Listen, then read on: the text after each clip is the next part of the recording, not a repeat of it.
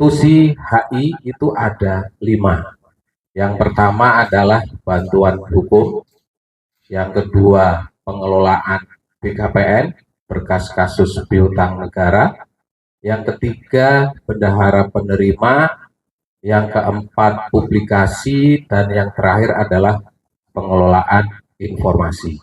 Kita kupas sedikit satu persatu. Untuk bantuan hukum saya bagi menjadi 2, yaitu pidana dan non pidana, karena ini proses penanganannya berbeda. Kalau yang non pidana ini bisa perdata, bisa PTUN, bisa niaga, penanganan sama. Setiap ada kasus tersebut, maka seksi HI akan meminta kepada pimpinan dan kemudian akan diteruskan kepada level yang berikutnya untuk mendapat kuasa dalam proses pengurusannya. Jadi nanti HI dari A sampai Z itu menangani kasus tersebut. Kemudian kalau yang pidana ini sifatnya seksi HI itu adalah pendampingan. Jadi kalau ada kasus, umpamanya ini kasus lelang, dipanggil oleh polisi, kejaksaan, maka seksi HI akan meminta kepada pejabat fungsional atau seksi teknis terkait, meminta siapa yang akan mewakili, dan kemudian HI akan melakukan pendampingan.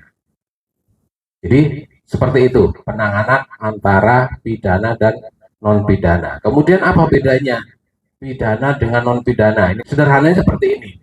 Kalau pidana itu biasanya kasusnya ujung-ujungnya adalah terkait dengan sanksi pidana kurungan atau penjara. Ya, ini saya ambil gampangnya aja. Kalau non pidana itu biasanya hanya sekedar permintaan ganti rugi atau mungkin pembatalan surat putusan. Nah, itu gambaran umum perbedaan antara pidana dengan non pidana. Untuk di KPK Semarang, kasus pidana hampir sebulan ada 1 untuk pidana, dan selama ini kasusnya terkait dengan lelang. Untuk perdata atau non pidana hampir tiap hari ada 1 kasus, tiap hari. Kemudian untuk materinya ini juga selama ini semuanya dari lelang. Jadi nanti mohon Mas Faiz, kalau ada kegiatan lelang dari seksi HI bisa dilibatkan. Misalnya seperti ada sosialisasi ya, sosialisasi hak tanggungan dan segala macam. Mungkin dari sisi HI akan ikut dari sisi proses kalau ada gugatan ataupun ada panggilan pidana. Jadi supaya nanti pihak pemohon lelang itu gak cuma manis pada saat mengajukan permohonan lelang. Setelah lelang selesai diketok laku atau tidak laku, habis itu pulang. Nah, jangan sampai seperti itu, supaya mereka memahami bahwa lelang itu nggak selesai sampai di situ. Ini gugatan bisa sampai dengan 10-20 tahun kemudian. Nah, mereka juga tetap harus ikut bertanggung jawab. Kalau kami kemudian nggak pernah berkomunikasi, nggak pernah dikenalkan, ya komunikasi dengan mereka itu kami agak susah. Jadi mohon nanti ke depan seperti itu ya, Mas Faiz ya. Bisa kita dilibatkan, minimal kita nanti kenal dengan pihak pemohon lelangnya. Baik, itu dari TUSI yang pertama, bantuan hukum. Yang kedua, pengelolaan BKPN. Ini kaitannya dengan kasus piutang negara di seksi PN. Nah, itu dia orangnya. Verifikasi sisa utang, dan kemudian nanti ujung-ujungnya adalah pembuatan atau penerbitan surat lunas, SPPNL, surat pengurusan piutang negara lunas ya Pak Beni ya. Pure 100% hubungannya ke seksi PN. Nah, ini juga Mas Beni, kalau ada kegiatan juga mohon seksi HI dilibatkan Mas Beni. Yang kedua, kemudian yang ketiga, bendahara penerima. Bendahara penerima tugasnya menata usahakan terkait dengan uang yang masuk. Uang masuk dari mana? Dari angsuran piutang negara, dari penyetoran uang jaminan, dari pelunasan hasil lelang. Ini kaitannya betul dengan PN dan dengan lelang. Nah, ini Mas Budi sebagai bendahara penerimanya. Yang keempat, publikasi. Nah, publikasi ini ada beberapa kegiatan. Yang pertama adalah melalui publikasi media sosial.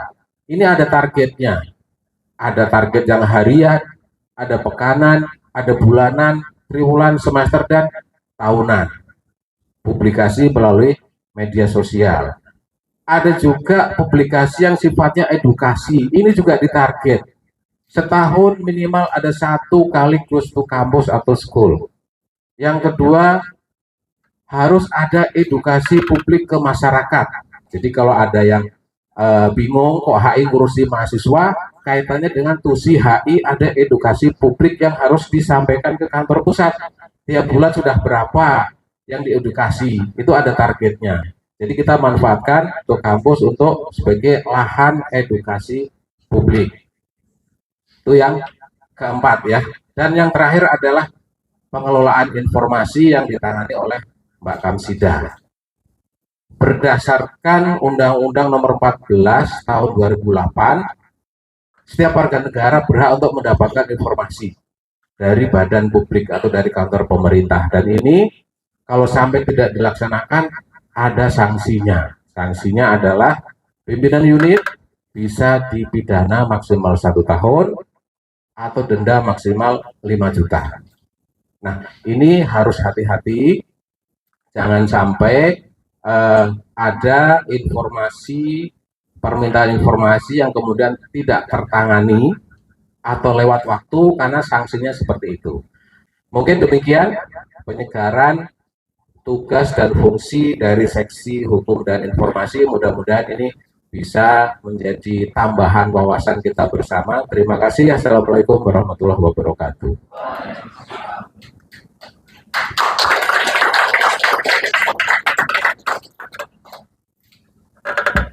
Terima kasih.